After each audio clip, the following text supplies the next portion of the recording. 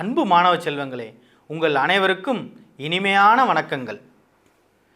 கல் தோன்றி மண் தோன்றா காலத்தே முன் தோன்றி மூத்த குடி நம் தமிழ்குடி. அப்பேற்பட்ட தமிழ்மொழியின் சிறப்புகளை பற்றி நாம் தற்பொழுது ஒரு பாடத்தை கற்க இருக்கிறோம். பொம்மைகள் வாயிலாக இந்த பாடத்தை நாம் கற்க இருக்கிறோம். உயிரற்ற பொம்மைகள் உங்கள் கண்முன் தோன்றி ஒரு பாடப்பகுதியை உங்களுக்கு எளிமையாக புரியும் வண்ணம் கூறினால் எப்படி இருக்கும் என்பதை ஒரு முறைதான் சிந்தித்து கற்பனை செய்து பாருங்களேன். அந்த பொம்மைகள் உயிரற்ற பொம்மைகள் தான், ஆனாலும் உயிரோட்டமான ஒரு உணர்வை உங்களுக்கு ஏற்படுத்தும். சொல்லக்கூடிய கருத்தை எளிமையாகவும் செவிக்கு விருந்தாகவும் உங்கள் கண்களுக்கு விருந்தாகவும் அமையக்கூடிய பொம்மைகளை வைத்துதான் உங்களுக்கு இந்த பாடப்பகுதியை இப்பொழுது கற்றுத்தர இருக்கிறோம். நீங்கள் இனிமையாகவும் எளிமையாகவும் கற்க இருக்கிறீர்கள். நாம் கற்க இருக்கும் பாடப்பகுதி 7ஆம் வகுப்பு தமிழ் இயல் 1 பேச்சு மொழியும் எழுத்து மொழியும் என்ற அருமையான தமிழ்மொழி சார்ந்த இனிமையான ஒரு பாடத்தை இப்பொழுது கற்க இருக்கிறீர்கள். பொம்மைகள் வாயிலாக அந்த பாடப்பகுதியை உங்களுக்கு எளிதில் புரியும் வண்ணம் கண்களுக்கு விருந்தாக அமைய இப்பொழுது பாடப்பகுதிக்கு செல்வோம். வாருங்கள்.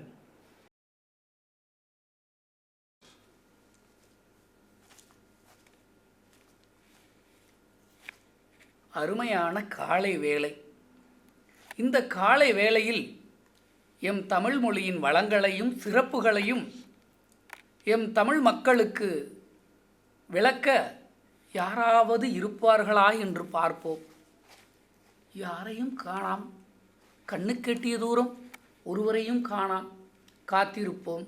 கட்டாயம் இவற்றை கேட்க யாரேனும் வருவார்கள். யாரோ தூரத்தில் ஒருவர் தெரிகிறாரே, யாராக இருக்கும்?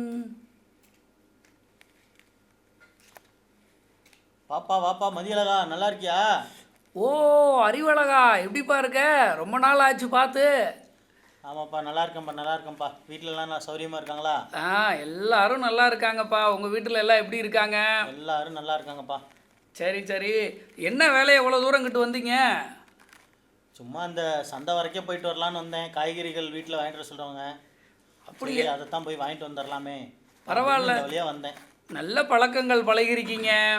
அதோட காய்கறிகள் மட்டும் வாங்கினா பத்தாது, நம் தமிழ் மொழியுடைய வளமையும் சிறப்பையும் கொஞ்சம் சொல்கிறேன், கேட்டுக்கிறியாப்பா? அப்படியா? என்ன சாதாரண மொழி தானே, அதில் என்ன சிறப்பம்சங்கள் இருக்க போகுது? என்னது சாதாரண மொழியா?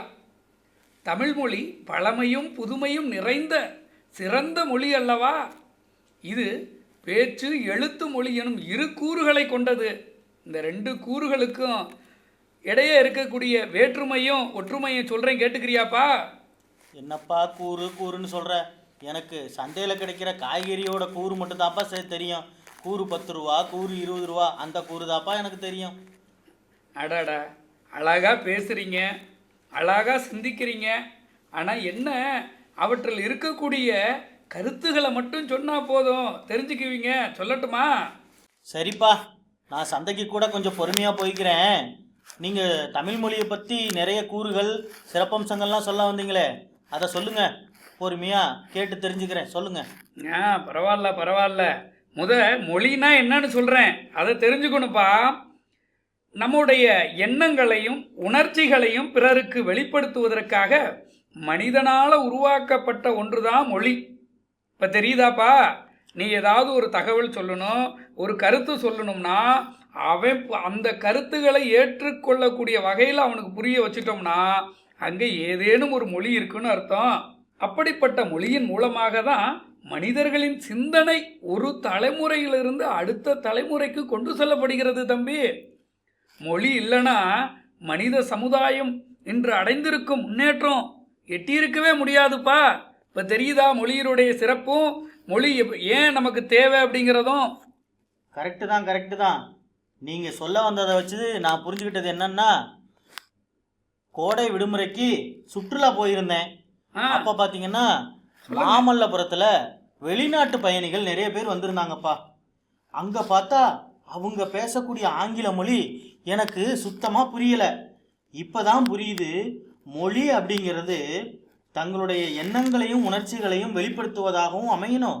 அதே மாதிரி அந்த கருத்தை மற்றொருவர் அறிந்து செயல்பட உதவணும். அப்போ அவருடைய மொழி நமக்கு புரியலை அப்படிங்கும் பொழுது என்னன்னா அந்த மொழியை நம்ம கற்கணும்.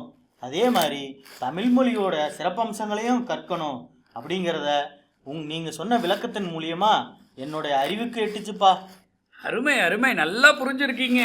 அது மட்டும் இல்லாமல் இந்த மொழி நீங்கள் சொன்னீங்களா ஆங்கிலம் இதெல்லாம், இதே மாதிரி ஒவ்வொரு மொழிக்கும் அடிப்படை கூறு ஒளி தான். அந்த ஒளி குறியீடுகளை வைத்து தான் ஒவ்வொரு மொழிகளும் உருவாகியிருக்கின்றன, ஒவ்வொரு மொழியும் தோன்றி இருக்கின்றன. அவற்றின் வடிவங்களை பற்றி சொல்கிறேன், கேட்டுக்கிறியாப்பா? அப்படியா? ஒலின்னா இந்த சவுண்டுன்னு சொல்லுவாங்களே அதுவாப்பா? ஆமாப்பா, காக்கா ரெண்டு கத்திக்கிட்டு இருக்கோம். ஒரு காக்கா கத்தினவுடனே எல்லா காக்காயும் வருது பார்த்தீங்களா?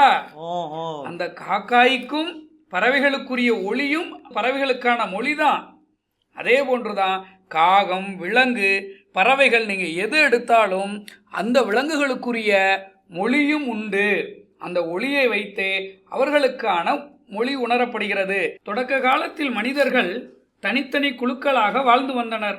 அவர்கள் தங்களுக்குள்ளே தனித்தனியான ஒளி குறியீடுகளை உருவாக்கி கொண்டனர். இதன் காரணமாகவே மொழிகள் பல தோன்றின. புரியுதா தம்பி? ஒளி குறியீடா? ஒளி குறியீடு அப்படின்னா என்ன? அதை பற்றி கொஞ்சம் விவரமாக சொல்லுங்களேன். ஒளினா ஒன்றும் இல்லைப்பா, சத்தம், அவ்வளோதான். காக்கையுடைய ஒளி கேள்விப்பட்டிருக்கியா? ஆமாம். பறவையுடைய ஒளி கேள்விப்பட்டிருக்கியா? அவை ஒவ்வொன்றும் தெரியுமே. காக்கைக்குள்ளும் பறவைக்குள்ளும் பேசிக்கொள்கின்றன. அதை போன்றுதான் சற்று மேம்பட்ட மொழிதான் நமது மனிதர்கள் பேசக்கூடிய மொழிகள். ஓஹோ, அப்ப மொழியின் வடிவங்களை பத்தி இப்ப சொல்ல போறீங்க? ஆமா, சரியா புரிஞ்சுக்கிட்டீங்க.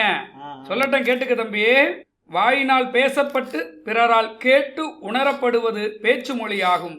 இவ்வாறு பேசுவதும் கேட்பதும் மொழியின் முதல் நிலை.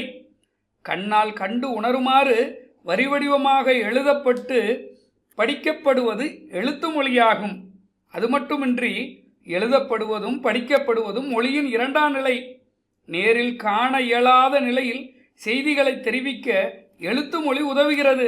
புரியுதா தம்பி? ஓஹோ, மொழியில ரெண்டு நிலை இருக்கா? ஆமாப்பா. அப்ப இதனால நீங்க சொல்ல வர்றது என்னன்னா, பிறரால் கேட்டு உணரப்படுவது பேச்சு மொழி, இவ்வாறு பேசுவதும் கேட்பதும் மொழியின் முதல் நிலை. அதே மாதிரி கண்ணால் கண்டு உணருமாறு வரி வடிவமாக எழுதப்பட்டும் படிக்கப்படுவதும் எழுத்து மொழி, இவ்வாறு எழுதப்படுவதும் படிக்கப்படுவதும் மொழியின் இரண்டாம் நிலை அப்படின்னு சொல்ல வர்றீங்க. சரியா புரிஞ்சுக்கிட்டப்பா. இப்ப இந்த முதல் நிலையில பேச்சு மொழின்னு ஒண்ணு சொன்னல, அத பத்தி இன்னும் கொஞ்சம் கூடுதலா சொல்றேன், கேட்டு தெரிஞ்சுக்கிறியாப்பா? சொல்லுங்க சொல்லுங்க, கேட்போம். மொழியின் உயிர் நாடியாக விளங்குவது பேச்சு மொழி என்பர். ஒரு மொழி முதல்ல தொடங்குறது பேச்சு மொழியில தான். அதனால தான் அதை உயிர் நாடின்னு சொல்றாங்க. அதாவது பேச்சு மொழி உணர்வுகளை எளிதாக வெளிப்படுத்தவும் அது கருத்தை வெளிப்படுத்துவதை மட்டும் நோக்கமாக கொண்டது. பேசப்படும் சொற்கள் மட்டுமின்றி பேசுவரின் உடல் மொழி ஒலிப்பதில் ஏற்ற இறக்கம் ஆகியனவும் பேச்சு மொழியின் சிறப்பு கூறுகளாகும்.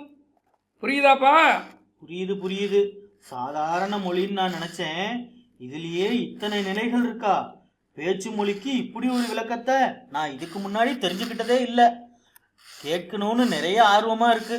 சொல்லுங்க சொல்லுங்க, இன்னும் நிறைய கருத்துக்களை நான் தெரிஞ்சுக்கணும்னு விரும்புறேன். அது மட்டும் இல்ல, பேச்சு மொழியில பொருள் வேறுபாடு இருக்குப்பா. அதை சொல்றேன், கேட்டுக்கிறியாப்பா? பொருள் வேறுபாடா? ஆமாப்பா. சூழலை பொறுத்து பேச்சு மொழியின் பொருள் மாறும். உதாரணத்துக்கு சொல்லணும்னா, குழந்தையை நல்லா கவனிங்க என்று கூறும்போதும் கவனி என்பது பேணுதல் என்னும் பொருளை தரக்கூடியது. அதே நேரத்தில் நம்ம சாலைகளில் பார்த்துருப்போம், நில், கவனி, செல் அப்படின்னு பார்த்துருப்போம். அந்த இடத்துல வரக்கூடிய கவனிக்கு பாதுகாப்பு என்று பொருள். புரியுதாப்பா? இடத்திற்கு ஏற்ற மாதிரி பேசப்படும் சூழலை பொறுத்து பேச்சு மொழியின் பொருள் வேறுபடுது. உனக்கு புரியுதா தம்பி? அப்போ கவனிங்கிறதுக்கு அர்த்தம் இரண்டு அர்த்தமா வருதா? ஆமாப்பா. பேணுதல் அப்படிங்கிற அர்த்தத்தையும் குறிக்குது, பாதுகாப்பு பொருளையும் தருகிறது. ஆஹா, என்னே அருமையான தமிழ் மொழி. தமிழ் மொழியில இத்தனை சிறப்புகள் இருக்கா? ஒவ்வொரு சொல்லும் ஒவ்வொரு இடத்துல வெவ்வேறு பொருளை உணர்த்துகிறதே. அருமை அருமை. அது மட்டும் இல்லப்பா, ஒழிப்பதன் ஏற்ற இறக்கமும் பொருள் வேறுபாட்டை தரும். நம்ம பேசுகிறோம்லப்பா, அந்த ஒழிப்பதில் ஏற்ற இறக்கத்தினாலையும் பொருள் வேறுபடும். எடுத்துக்காட்டா சொல்லணும்னா, என்னால் போக முடியாது, இதை ஓங்கி சத்தமா என்னால் போக முடியாது அப்படின்னு சொன்னோம்னா, நான் அந்த இடத்துல மறுப்பையும் மெதுவா என்னால் அதை போக முடியாது அப்படின்னு சொன்னோம்னா அந்த செயலை செய்ய இயலாமை என்றும் அர்த்தம் கொடுக்கும். அப்போ ஒளியானது ஏற்ற இறக்கத்தை பொறுத்தும் பொருள் மாறுபடும். புரியுதா உனக்கு? ஓஹோ, ஆனா இந்த மாதிரியான உணர்ச்சியை பொறுத்து பொருள் வேறுபடுற அர்த்தமுள்ள மொழி தமிழ் மொழியை தவிர வேற எந்த மொழிக்குமே இந்த சிறப்பில்லை போல தெரியுதே. ஆமாப்பா. இன்னொன்று, நமது வட்டார மொழி என்று கேள்விப்பட்டிருக்கியா தம்பி? ஏதாவது வட்டார மொழியா? வட்டார மொழின்னா என்னங்க? ஒவ்வொரு இடத்துலையும் பேச்சு மொழி இடத்திற்கு இடம் மாறுபடும். மக்களின் வாழ்வியல் சூழலுக்கு ஏற்ப மாறுபடும். இவ்வாறு மாறுபடும் ஒரே மொழியின் வெவ்வேறு வடிவங்கள் வட்டார மொழின்னு சொல்லுவோம். இப்போ உதாரணத்துக்கு சொல்லும்னா, இருக்கிறது அப்படிங்கிறத ஒரு சில பகுதியில் என்னன்னு சொல்லுவாங்க, இருக்கு. அப்புறம் வேற என்னப்பா கேள்விப்பட்டிருக்கேன் இது மாதிரி வார்த்தைய? வேற தெரியலைங்களே. இருக்குது, இருக்குது. இது மாதிரி ஒவ்வொரு ஊர்லையும் அவர் மனிதர்களுடைய வாழ்வியல் சூழலுக்கு ஏற்ப மாறக்கூடியதை தான் நம்ம வட்டார மொழின்னு சொல்றோம்ப்பா.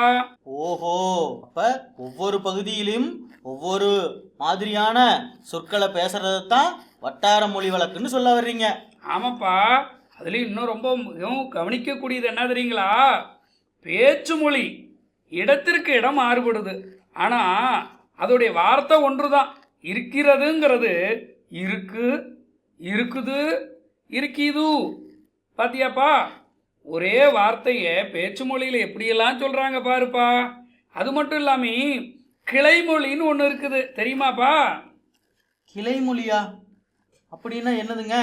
அதை கொஞ்சம் விளக்கமாக சொல்லுங்களேன். கிளைமொழியை பற்றி சொல்கிறேன், ரொம்ப சுவாரஸ்யமாக இருக்கும் உங்களுக்கு. ஒரு மொழியை பேசும் மக்கள் வெவ்வேறு இடங்களில் வாழ்வது உண்டு. வாழும் இடத்தின் நில அமைப்பு, இயற்கை தடைகள் போன்றவற்றின் காரணமாக அவர்கள் பேசும் மொழியில் சிறிது சிறிது மாற்றங்கள் ஏற்படக்கூடும். அவர்களிடையே தொடர்பு குறையும் பொழுது இம்மாற்றங்கள் மிகுதியாகி புதிய மொழியாக பிரியும். அவ்வாறு புதிய மொழிகளை கிளைமொழிகள் என்போம். உதாரணத்துக்கு சொல்லணும்னா, கன்னடம், தெலுங்கு, மலையாளம் போன்ற திராவிட மொழிகள் தமிழில் இருந்து பிரிந்து சென்றன. அவற்றை தான் நம்ம கிளைமொழிகள்னு சொல்கிறோம். ஓஹோ, அப்ப கன்னடம், தெலுங்கு, மலையாளம் இது எல்லாமே தமிழை அடிப்படையாக கொண்டு அதிலிருந்து பிரிந்த மொழிகள் தானோ? ஆமாப்பா, அதனால தான் இவற்றை எல்லாம் கிளைமொழிகள்னு சொல்கிறோம். அது மட்டும் இல்லாமல் எழுத்து மொழிகளை பற்றி சொல்கிறேன், கேட்டு தெரிஞ்சுக்கிறியாப்பா? எழுத்து மொழியா? அதையும் சொல்லுங்க, இன்னும் நிறைய தெரிஞ்சுக்குவோம். பேச்சு மொழியிலிருந்து மேம்பட்டது தான். இன்னும் உங்களுக்கு தெளிவாக சொல்லணும்னா, பேச்சு மொழிக்கு நாம் தந்த வரி வடிவம் தான் எழுத்து மொழி. ஒரு மொழியானது நீண்ட காலம் நிலை பெறுவதற்கு எழுத்து வடிவம் இன்றியமையாதது. பல நூறு ஆண்டுகளுக்கு முற்பட்ட இலக்கியங்கள் எழுத்து வடிவில் இருப்பதால் தான் நாம் இன்றும் படிக்க முடிகிறது. எழுத்து மொழியின் காலம், இடம் ஆகியவற்றிற்கு ஏற்ப சொற்கள் சிதைவதில்லை, ஆனால் வரி வடிவம் மாறுபடும். எடுத்துக்காட்டாக, முற்காலத்தில் அண்ணா, காலை போன்ற வார்த்தைகளை தற்பொழுது, அதாவது நாம் இன்னும் சொல்ல போனோம்னா துணைக்கால் போடுவோம்லப்பா, அவற்றை நாம் சீர்திருத்தம் செய்து தற்போது பயன்படுத்துகிறோம்ல. ஆமா, இதைத்தான் நம்ம எழுத்து மொழின்னு சொல்றோம். ஓஹோ, சில பேருக்கு நல்லா பேச வரும், எழுத வராது. சில பேருக்கு நல்லா எழுத வரும், ஆனால் பேச வராது. அந்த மொழியைத்தான் நீங்கள் பேச்சு மொழி, எழுத்து மொழின்னு சொல்கிறீங்க. நான் புரிஞ்சுக்கிட்டது சரிதானே? ஓரளவுக்கு சரியா சொல்லிட்டப்பா. ஆனால் பேச்சு மொழி என்பது அவற்றினுடைய வளர்ச்சி, மேம்பட்ட நிலையத்தான் நம்ம எழுத்து மொழின்னு சொல்லுவோம். இப்போ நீ சொன்னதுனால சொல்கிறேன், பேச்சு மொழியும் எழுத்து மொழியும் சேர்த்து உனக்கு சொன்னால் புரியும்னு நினைக்கிறேன். பேச்சு மொழியை உலக வழக்குன்னு சொல்லலாம், எழுத்து மொழி என்னப்பா சொல்லலாம்? யோசிச்சு பாரு, நீயே சொல்லிடுவ. ஆ, புரிஞ்சிருச்சு. இலக்கிய வழக்குன்னு சொல்லலாம். அருமை அருமை. பாருங்க, இதுதான் நம்முடைய மொழியினுடைய சிறப்பு. பேச்சு மொழிக்கும் எழுத்து மொழிக்கும் சில வேறுபாடுகள் உள்ளது. அதை சொல்றேன், தெரிஞ்சுக்கிறியாப்பா? சொல்லுங்க சொல்லுங்க. பேச்சு மொழியை உலக வழக்கு என்றும் எழுத்து மொழியை இலக்கிய வழக்கு என்றும் கூறுவர். பேச்சு மொழிக்கும் எழுத்து மொழிக்கும் சில வேறுபாடுகள் உள்ளன. உதாரணத்திற்கு, பேச்சு மொழியில் சொற்கள் பெரும்பாலும் குறுகி ஒலிக்கும். நீங்கள் ஏதாவது இது மாதிரி பார்த்துருக்கீங்களா? பேச்சு மொழியில் சொற்கள் குறுகி ஒலிக்கிறத? ஏதோ தெரியும்னு நினைக்கிறேன், கொஞ்சம் விளக்கமாக சொல்லுங்களேன். அதாவது இப்போ நம்ம பொதுவாக சொல்கிறது, பேச்சு மொழியில் நல்லா சாப்பிட்டான் அப்படின்னு சொல்லுவோம். ஆனால் எழுத்து மொழியில் அப்படி சொல்ல முடியுமா? ஆஹா, சொல்லக்கூடாது, அது தவறு. அப்போ எப்படி சொல்லணும்? நன்றாக சாப்பிட்டான். இப்போ புரியுதா பேச்சு மொழிக்கும் எழுத்து மொழிக்கும் உள்ள வேறுபாடு? ஆ, ஆ, புரியுது, அது மட்டுமின்றி புரியுது. பேச்சு மொழியில் உணர்ச்சி கூறுகள் அதிகமாக இருக்கும், எழுத்து மொழியில் உணர்ச்சி கூறுகள் குறைவு. உதாரணத்திற்கு, ஏதேனும் நம்ம ஒரு கேள்வி கேட்டோம்னா அவங்க என்ன சொல்லிடுவாங்க? வந்து. இது எல்லாம் எழுத்து மொழியில இந்த முறைக்கு இடம் இருக்கா? இல்லை இல்லை, அப்படி இடம்பெறுவதே இல்லை. இதைத்தான் பேச்சு மொழிக்கும் எழுத்து மொழிக்கும் பெரிய அளவில் வேறுபாடு இருந்ததால் இதை இரட்டை வழக்கு மொழி என்று சொல்கிறோம். தமிழ் மொழியில் பழங்காலம் முதலே பேச்சு மொழிக்கும் எழுத்து மொழிக்கும் இடையே வேறுபாடு இருந்துள்ளது. தொல்காப்பியர் இவற்றை உலக வழக்கு, செய்யுள் வழக்கு என்று கூறியுள்ளார். ஓஹோ, தொல்காப்பியரே சொல்லியிருக்காரு உலக வழக்கு, செய்யுள் வழக்கு அப்படின்னு சொல்லியிருக்காரு. ஆமாம், அதை தான் இப்போ நம்ம உலக வழக்கு, இலக்கிய வழக்குன்னு சொல்கிறோம். சரிதான் சரிதான். அது மட்டும் இல்லாமல் பேச்சு மொழியில் குரல் ஏற்றத்தாழ்வு இணைவதால் அது எழுத்து மொழியை விட எளிமையாக கருத்தை உணர்த்துகிறது. அதனால தான் ஒரு சில பகுதியில் பார்த்தோம்னா எழுத்து வடிவு இருக்காது, ஆனால் பேச்சு மொழியிலேயே அந்த மொழியை கற்றுக்குவாங்க. அது மாதிரி மொழிகளை நீங்கள் கேள்விப்பட்டிருக்கீங்களா? கேள்விப்பட்டிருக்கேன். நான் பள்ளியில் படிக்கும் பொழுது எங்களுடைய தமிழாசிரியர் சொல்ல வந்த கருத்தையும் சரி, பாடப்பகுதியும் சரி, செய்யுள் பகுதியும் சரி, தன்னுடைய உடல் மொழியாலையும் பேசக்கூடிய மொழியை ஏற்ற இறக்கத்துடன் மாணவர்களுக்கு புரிகிற வழியில் தெளிவாகவும் அழகாகவும் சொல்லுவார். அதுலேயே எங்களுக்கு சில பாடல்கள் மனப்பாடமாக பதிஞ்சிரும்னா பார்த்துக்குங்களேன். அதுதான் பாரு, உடல் மொழி, அதாவது எழுத்து மொழியை விட மிக எளிமையானது நம்முடைய பேச்சு மொழி தான். ஏன்னா அதற்கு உடல் மொழி, குரல் ஏற்றத்தாழ்வு போன்றவற்றிற்கெல்லாம் மிக முக்கியத்துவம் கொடுக்குறாங்க. ஆனால் எழுத்து மொழியில் அதுக்கு முக்கியத்துவம் இல்லை. இருந்தாலும் எழுத்து மொழி சிந்தித்து எழுதப்படுவதால் பிழைகள் ஏற்பட்டால் திருத்திக் கொள்ள வாய்ப்பு இருந்தாலும் திருத்தமான மொழிநடையில் அமைகிறது. ஆனால் பேச்சு மொழியில் சிந்திப்பதற்கான நேரம் குறைவு, திருத்திக் கொள்ளும் வாய்ப்பு இல்லை. எனவே பேச்சு மொழி திருத்தமான இலக்கிய நடையில் அமைவதில்லை. ஓஹோ, அப்போ பேச்சு மொழிக்கும் எழுத்து மொழிக்கும் இவ்வளவு வித்தியாசங்கள், வேறுபாடுகள் இருக்குதா? ஆமாம் தம்பி. அது மட்டும் இல்லாமல் கேட்டல், பேசுதல் என்னும் முதல் நிலையில் குழந்தைகள் தாய்மொழியில் அறிமுகமாயிடுறாங்க. படித்தல், எழுதுதல் என்னும் இரண்டாம் நிலையில தான் பிற மொழிகள் அறிமுகமாகின்றன. ஓஹோ, புரியுது புரியுது. இன்னும் நிறைய விஷயங்களை சொல்லுங்க. இந்தா சொல்கிறேன், கேட்டுக்கப்பா. பேச்சு மொழி மக்களின் மனநிறைவுக்கு ஏற்ப அமைவதால் விரைந்து மாற்றமடைந்து வருகிறது. எழுத்து மொழி பெரும்பாலும் மாறுவதில்லை. மேலும் பேச்சு மொழியில் பிறமொழி சொற்கள் மிகுதியாக இடம்பெற்றுள்ளன. ஆனால் எழுத்து மொழி பெரும்பாலும் மொழி தூய்மை பேணப்படுகிறது. ஓஹோ, சில ஊரில் கேணியை பார்த்தீங்கன்னா கிணறுன்னு சொல்லுவாங்க, கேணின்னு சொல்லுவாங்க. ஓ, அப்ப அதுதான் மொழிக்குண்டான வித்தியாசம் போல இருக்கே. ஆமாப்பா. இன்னும் உனக்கு புரிகிற மாதிரி சொல்லணும்னா, இலை, அந்த ஈய ஏன்னு சொல்லுவாங்க, இலை அப்படிம்பாங்க. அது மட்டும் இல்லாம உலகத்தை என்னன்னு சொல்லுவாங்கப்பா நம்ம ஊர்ல? உலகம்னு சொல்லுவாங்க. இது மாதிரி மாறுபாடுகள் தான் இந்த எழுத்து மொழியில எழுத முடியாது. பேச்சு மொழியில நம்ம பேசிக்கலாம், ஆனால் எழுத்து மொழியில இவ்வகையான மாறுபாடுகள் இல்லை. அது மட்டும் இல்லாமல் ஒரு மொழி உயிர்ப்போடு வாழ்வதற்கு பேச்சு மொழியும், காலம் கடந்து வாழ்வதற்கு எழுத்து மொழியும் தேவைப்படுகிறது தம்பி. ஓஹோ, உலகம் முழுவதும் ஆயிரக்கணக்கான மொழிகள் இருக்குன்னு கேள்விப்பட்டிருக்கேன். ஆனால் அதில் குறிப்பிட்ட மொழிகள் மட்டும்தான் எழுத்து மொழியாகவும் இருக்குன்னு சொல்லி எங்களுடைய தமிழாசிரியர் சொன்னதா எனக்கு ஒரு ஞாபகம். ஆமாம் தம்பி, அந்த எழுத்து மொழியாக இருக்கிறதா எழுத்து மொழியோடு மட்டும் இல்லை, நிலைத்த மொழியாகவும் இருக்குது. ஓஹோ, நம்மளுடைய தமிழ் மொழி மாதிரின்னு சொல்லவாங்க. ஆமாம், நம்ம தமிழ் மொழி மாதிரி பல மொழிகள் இருந்தாலும் மூத்த மொழி, முதன்மையான மொழின்னு பெயர் பெற்ற ஒரு மொழி எதுனா நம்முடைய தமிழ் மொழி தான். ஆஹா, நம்மளுடைய தமிழ் மொழிக்கு இவ்வளவு சிறப்புகள் இருக்கா? ஆமாம் தம்பி, அத்தோடு தமிழ் மொழி பேச்சு மொழிக்கும் எழுத்து மொழிக்கும் இடையே வேறுபாடு உண்டு. இதை இரட்டை வழக்கு மொழி என்பர். ஓஹோ, முதல்ல இரட்டை வழக்குன்னு சொன்னீங்களே, அதுக்குண்டான விளக்கம் தானோ இது? ஆமாப்பா, இப்போ உதாரணத்திற்கு பார்த்தோம்னா நம்ம நேரடியாக இருவர் பேசிக்கொள்வதற்கும் மேடை பேச்சு, வானொலியில் பேச்சு இதெல்லாம் கேட்பதற்கும் வித்தியாசம் இருக்கு. நீங்கள் கேள்விப்பட்டிருக்கீங்களா? ஆமாம் ஆமாம், கேள்விப்பட்டிருக்கேன். நாளேடுகள் மற்றும் பருவ இதழ்களில் நம்ம எழுத்து முறையில் தான் நம்ம பயன்படுத்திக்கிட்டு இருப்போம். அங்கே பேச்சு மொழியில் பயன்படுத்த முடியுமா?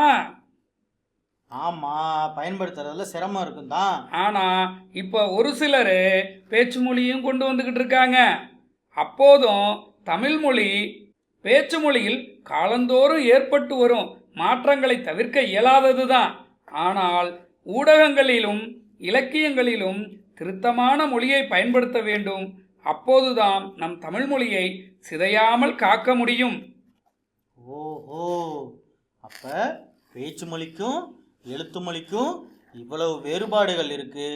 அது இல்லாம வட்டார மொழி, கிளைமொழி அப்படின்னு சொல்லி மக்கள் அன்றாடம் வாழக்கூடிய பகுதிகளை வச்சு நம்மளுடைய மொழி பேச்சு மொழியாகவும் எழுத்து மொழியாகவும் மாறுபடுகிறது என்பதை நீங்க சொன்னது மூலியமா ரொம்ப தெளிவாகவே நான் தெரிஞ்சுக்கிட்டேன். அது மட்டும் இல்லாமல் நம்மளுடைய பேச்சு மொழிக்கு உயிர் கொடுக்கக்கூடிய எழுத்து வடிவத்தில் இருக்கக்கூடிய நம்ம தமிழ் மொழியை பயன்படுத்தினோம்னா தான் நம்ம தமிழ் மொழி எப்போதும் சிதையாமல் சிறப்பாக இருக்கும். ஆகையால நம்ம எப்போதும் நாளிதழ் படித்தாலும் சரி, ஊடகங்கள் பார்த்தாலும் சரி, எழுத்து மொழிக்கு முக்கியத்துவம் கொடுக்கணும். இனிமே எழுத்து மொழிக்கு மிகுந்த முக்கியத்துவத்தை நான் கொடுப்பேன், அவங்களும் கொடுப்பாங்க. சரிப்பா, ரொம்ப நல்லது.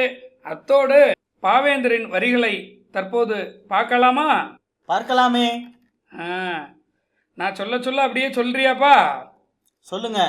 எளிய நடையில் தமிழ் நூல் எழுதிடவும் வேண்டும், எளிய நடையில் தமிழ் நூல் எழுதிடவும் வேண்டும், இலக்கண நூல் புதிதாக இயற்றுதலும் வேண்டும், இலக்கண நூல் புதிதாக இயற்றுதலும் வேண்டும், வெளியுலகில் சிந்தனைகள் புதிது புதிதாக, வெளியுலகில் சிந்தனைகள் புதிது புதிதாக விளைந்துள்ள எவற்றினுக்கும் பெயர்களெல்லாம் கண்டு, விளைந்துள்ள எவற்றினுக்கும் பெயர்களெல்லாம் கண்டு, தெளிவுறுத்தும் படங்களோடு சுவடியெல்லாம் செய்து, தெளிவுறுத்தும் படங்களோடு சுவடியெல்லாம் செய்து, செந்தமிழை செழுந்தமிழாய் செய்வதும் வேண்டும், செந்தமிழை செழுந்தமிழாய் செய்வதும் வேண்டும், செந்தமிழை செழுந்தமிழாய் செய்வதும் வேண்டும், செந்தமிழை செழுந்தமிழாய் செய்வதும் வேண்டும் என்ற பாவேந்தர் பாரதிதாசனின் ஆசை வரிகளுக்கிணங்க நமது தமிழ் மொழியை, செம்மொழியை செழுந்தமிழாக மாற்ற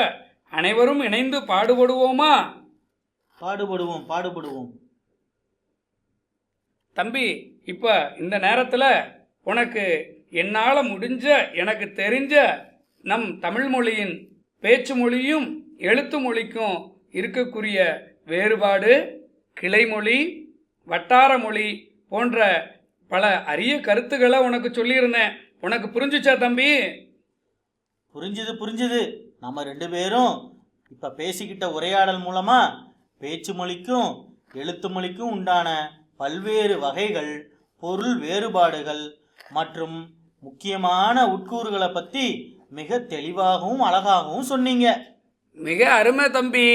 நான் உனக்கு சொன்னது மாதிரி இன்னும் 4 பேருக்கு நம் மொழியினுடைய பெருமையை சொல்லணும் தம்பி. அப்போ தான் நம்ம மொழி இன்னும் சிறப்படையும். ஓஹோ, அப்போ நம்ம தெரிஞ்சுக்கிட்டது மட்டும் இல்லாமல் நிறைய பேருக்கு இந்த கருத்துக்களை கொண்டு போய் சேர்க்க என்னாலான முயற்சிகள் எல்லாத்தையும் நான் செய்கிறேன். அருமை அருமை தம்பி. பார்ப்போம், எனக்கு வீட்டில் கொஞ்சம் வேலை இருக்கு, நான் போயிட்டு வரட்டுமா? சரிங்கண்ணே, போயிட்டு வாங்க.